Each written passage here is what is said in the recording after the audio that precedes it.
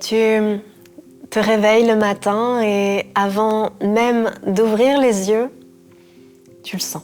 Ce poids, cette lourdeur, même pas dans tes muscles, même pas dans tes jambes, ailleurs. Pourtant, tu as dormi 8 heures, peut-être plus, mais tu es déjà fatigué. Comme si la nuit n'avait servi à rien. Comme si quelque chose en toi n'avait jamais arrêté de fonctionner. Et tu te dis dès le matin, encore une journée. Tu attrapes ton téléphone, tu scrolles, tu t'habilles, tu sors, tu remplis ta journée de choses à faire, de gens à voir, d'endroits où aller. Parce que au moins quand tu es occupé, tu ne sens pas. Mais le soir venu, quand tu rentres chez toi, quand tu te retrouves seul dans le silence, il est là.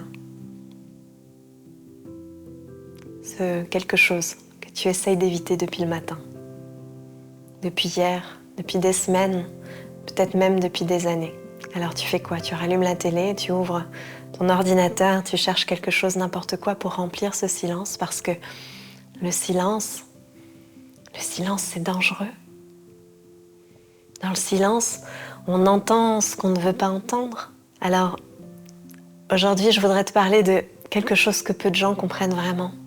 Je voulais te parler de cette fatigue qui ne part pas même quand tu dors bien. Cette fatigue qui est là au réveil même quand la journée commence. Cette fatigue qui n'a absolument rien à voir avec ce que tu fais, mais qui a tout à voir avec ce que tu évites. On connaît tous la fatigue physique, celle qui vient après une longue journée de travail, après une longue randonnée, après avoir couru, après avoir porté des cartons. Cette fatigue-là, elle est simple. Le corps a dépensé de l'énergie, il a besoin de repos, tu dors et le lendemain, tu es régénéré. Mais il existe une autre fatigue. Une fatigue plus sourde et plus profonde. Une fatigue qui ne se repose pas avec le sommeil. Une fatigue qui est là un peu comme une ombre, même dans les moments où tout devrait aller bien. Cette fatigue-là, elle ne vient pas de ce que tu fais, elle vient de ce que tu retiens. Imagine un instant. Imagine que tu portes un sac à dos, que dans ce sac, tu mets tout ce que tu ne veux pas voir. Cette conversation difficile que tu évites depuis des semaines, cette émotion qui monte et que tu ravales immédiatement, ce souvenir douloureux que tu repousses dès qu'il apparaît, cette vérité sur ta vie que tu refuses d'admettre. Et un par un, tu les mets dans le sac. Au début, c'est léger, à peine perceptible, mais avec le temps, le sac devient lourd, de plus en plus lourd, tellement lourd que tu ne te souviens même plus de ce qu'il contient. Tout ce que tu sais, c'est que tu es fatigué, tout le temps. Et tu te demandes pourquoi? Pourquoi tu es épuisé alors que tu n'as rien fait de particulier? Pourquoi tu te réveilles déjà fatigué? Pourquoi le simple fait de vivre te demande tellement d'énergie? Eh bien, c'est parce que tout ce que tu fuis te demande une énergie colossale. Fuir demande une énergie colossale. Éviter demande plus d'énergie que d'affronter. Éviter, c'est être constamment en alerte. C'est surveiller, contrôler, détourner le regard. C'est maintenir des barrages intérieurs pour que rien ne déborde. Et tout ça, ça se fait en silence parce que sans que tu t'en rendes compte, ton corps, lui, il le sait et il s'épuise. Il y a une métaphore qui aide à comprendre ce mécanisme. C'est la métaphore des gardiens. Imagine que ton corps est une maison, une grande maison avec plein de pièces. Et dans certaines pièces, il fait bon vivre, il y a de la lumière, de l'air, tu y passes du temps volontiers. Mais il y a d'autres pièces. Des pièces dont tu as fermé la porte à clé parce que dedans, il y a des choses que tu ne veux pas voir, un peu trop de bordel, des émotions trop intenses, des souvenirs trop douloureux, des vérités un peu trop inconfortables. Alors tu as posté des gardiens devant ces portes. Des gardiens dont le seul travail, c'est de s'assurer que les portes restent fermées et que surtout rien ne sorte, que tu ne t'approches surtout pas trop près de ces portes. Ces gardiens, ce sont tes mécanismes de défense. La distraction, l'hyperactivité, la rationalisation, l'intellectualisation, le déni, la dissociation, l'évitement. Ils sont là 24 heures sur 24, 7 jours sur 7 à surveiller, contrôler et à s'assurer que tu ne ressens pas ce que tu ne veux pas ressentir. Et tu sais ce qui est fascinant, c'est que ces gardiens ne norment jamais. Ils ne prennent jamais de pause. Parce que si jamais ils relâchaient leur vigilance, ne serait-ce qu'un instant, cette émotion pourrait sortir. Ce souvenir pourrait remonter. Cette vérité pourrait se révéler. Alors, maintenant réfléchis un instant. Combien d'énergie ça demande d'avoir des gardiens qui ne dorment jamais, qui sont constamment en alerte, qui maintiennent ces portes fermées jour après jour, année après année. C'est ça, la fatigue invisible. C'est pas le travail qui t'épuise, c'est pas les tâches du quotidien, c'est l'énergie que tu dépenses en permanence sans même t'en rendre compte à fuir ce qui vit à l'intérieur de toi. Et cette fuite, elle a un coût.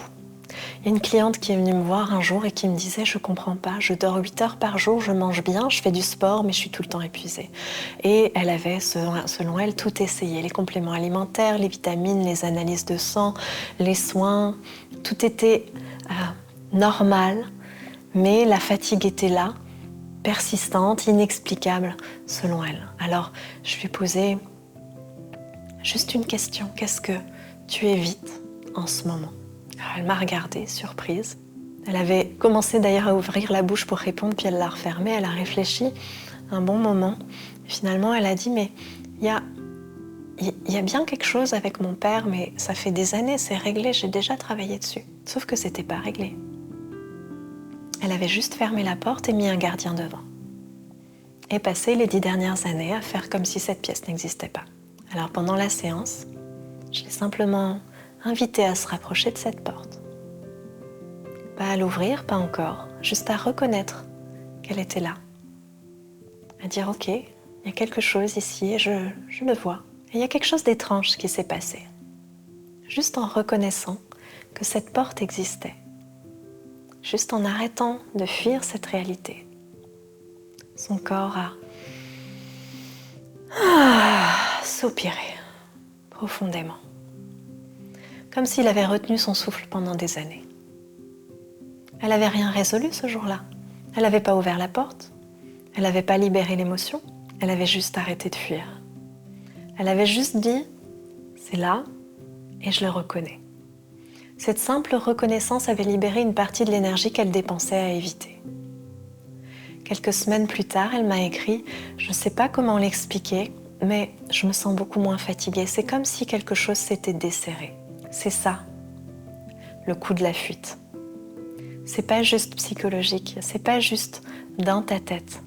C'est concret, c'est physique, c'est énergétique. Chaque chose que tu fuis te demande de l'énergie en permanence, jusqu'à ce que tu te décides à t'arrêter, à regarder, à dire « D'accord, je suis prête à voir ce qui est là. » Peut-être que tu te reconnais dans tout ça, peut-être pas, parce que la fuite, elle prend beaucoup de formes, et souvent, on la reconnaît pas. Il y a ceux qui fuient dans le travail, toujours occupés, toujours productifs, toujours un projet de plus, parce que s'arrêter, ça voudrait dire sentir, et sentir, c'est trop risqué.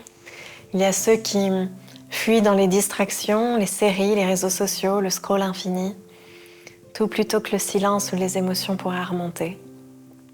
Il y a ceux qui fuient dans l'hyper-contrôle, dans tout planifier, tout organiser, tout maîtriser. Parce que si tout est sous son contrôle à l'extérieur, on n'a pas besoin de regarder le chaos à l'intérieur. Et puis, il y a ceux qui fuient dans l'analyse, qui intellectualisent, qui expliquent, qui comprennent. Ils comprennent tout, mais ils ne ressentent jamais vraiment.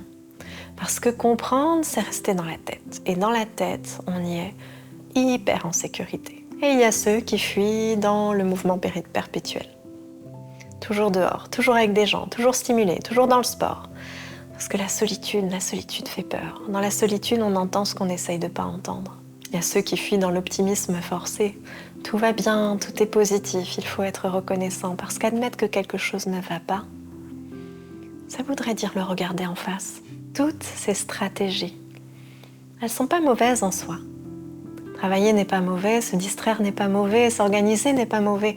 Le problème, c'est quand ça devient un mécanisme de fuite, quand c'est plus un choix, mais que c'est une nécessité, quand tu ne peux plus t'arrêter sans ressentir cette anxiété qui monte.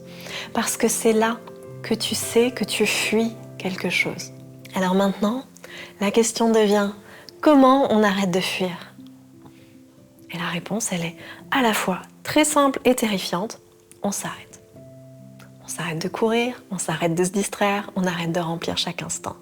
On s'assoit et on regarde ce qui est là. Je sais, ça fait peur parce qu'on a passé tellement de temps à éviter qu'on a fini par croire que ce qu'on évite est un monstre. Quelque chose de trop grand, trop intense, trop douloureux. Quelque chose qui va nous submerger si on le laisse sortir. Et voilà ce qui est fascinant. Dans 99% des cas, ce qu'on évite n'est pas aussi terrible qu'on le pense. C'est l'évitement qui le rend terrible. C'est la fuite qui lui donne du pouvoir. Parce que quand tu fuis quelque chose, tu lui envoies un message. Tu lui dis, tu es dangereux, tu es trop pour moi et je ne peux pas te gérer. Et cette chose, elle grandit dans l'ombre, elle prend de l'ampleur, elle prend de la force jusqu'à devenir effectivement quelque chose d'immense. Mais quand tu t'arrêtes, quand tu te tournes vers elle, quand tu dis « D'accord, je te vois, je suis prête à t'écouter », eh bien, il y a quelque chose qui change. Cette chose que tu croyais monstrueuse se révèle être juste une émotion, une tristesse, une peur, une colère, un chagrin, quelque chose d'humain, de vivant et de gérable. Et souvent, elle ne demande qu'une seule chose, juste à être vue, à être reconnue, à être accueillie. Pas résolue, pas guérie, pas transformée, juste vue. Ce simple oui, ce simple je te vois, tu es là et c'est ok, suffit à tout changer. Alors maintenant, je voudrais t'inviter quelque chose, pas aujourd'hui forcément, mais quand tu le sentiras, quand tu te sentiras prête ou prêt, prends un moment où tu es seul, au calme, assieds-toi, ferme les yeux et pose-toi cette question. Qu'est-ce que je fuis en ce moment ? Ne cherche pas à analyser, ne cherche pas à comprendre. Laisse juste la réponse venir. Peut-être que c'est une conversation que tu évites, peut-être que c'est une émotion que tu repousses. Peut-être que c'est une vérité sur ta vie que tu ne veux pas voir, peut-être que c'est un souvenir enfui que tu as, un souvenir que tu as enfui. Et quand ça apparaît, ne fuis pas, reste là et respire. Respire dans cet espace et dis mentalement ou à voix haute, je te vois, tu es là, et je suis prêt à t'écouter. Tu n'as pas besoin de tout régler aujourd'hui, tu n'as pas besoin de comprendre, tu as besoin juste de ressentir. Même pas besoin de tout ressentir, tu as juste besoin de reconnaître, de dire oui c'est là et je ne fuis plus. Et observe ce qui se passe. Peut-être qu'il y aura une émotion qui monte, peut-être qu'il y aura des larmes, peut-être qu'il y aura juste un soulagement, une détente, comme si ton corps soupirait après avoir retenu son souffle pendant si longtemps. Parce que tu vois, le corps sait, il sait quand tu arrêtes de fuir, il sait quand tu te tournes enfin vers ce qui demande à être vu et il répond. Il répond toujours en se relâchant, en s'apaisant et en libérant cette énergie qu'il dépensait à maintenir les portes fermées. Il donne des vacances aux gardiens. Si tu devais retenir qu'une seule chose aujourd'hui, que ce soit celle-ci, ce que tu fuis te fatigue, plus que n'importe quel effort physique, plus que n'importe quelle journée de travail, parce que fuir demande une énergie invisible et épuisante. Mais tu peux arrêter de courir, tu peux t'asseoir, tu peux regarder ce qui est là et dire simplement « d'accord, je te vois ». Et dans ce simple « oui », il y a déjà le début de la libération, du repos et du retour à soi. Voilà, merci du fond du cœur d'avoir été là, d'être là, si nombreux, de plus en plus nombreux depuis toutes ces années. Merci pour vos messages, merci pour vos commentaires, merci pour tout ce que vous nous envoyez comme témoignage, comme témoignage de guérison, de transformation.